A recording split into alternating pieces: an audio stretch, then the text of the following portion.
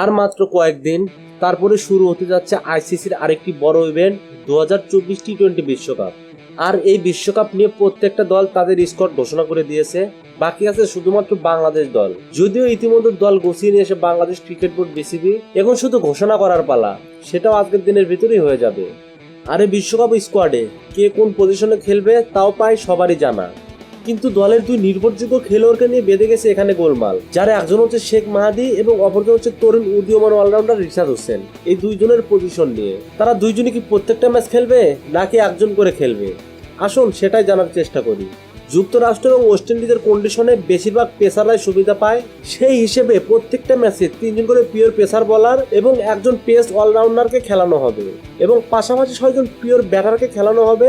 তাহলে বিষয়টা কি দাঁড়াচ্ছে?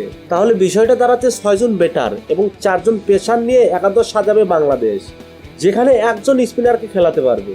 সেই ক্ষেত্রে দলের জায়গা পাবে হয় রিশাদ হোসেন না হয় শেখ মাহাদি।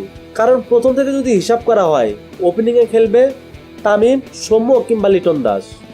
3 নম্বর পজিশনে খেলবে সাকিব আল হাসান। 4 নম্বর পজিশনে খেলবে অধিনায়ক নাজমুল শান্ত। 5 নম্বর পজিশনে খেলবে তাওহিদ হৃদয় এবং 6 নম্বর পজিশনে খেলবে মাহমুদুল্লাহ রিয়াদ কিংবা জাকির আলী অনিক। আর 7 নম্বর বাদে বাকি পজিশনগুলোতে খেলবে বাকি 4 পেসার। এটা থেকে নিশ্চিত হওয়া যায় 7 নম্বর পজিশনে এই দুইজনের একজন খেলবে। যদিও লেগ স্পিনার হিসাবে এখানে রিশাদ হোসেনই এগিয়ে থাকবে।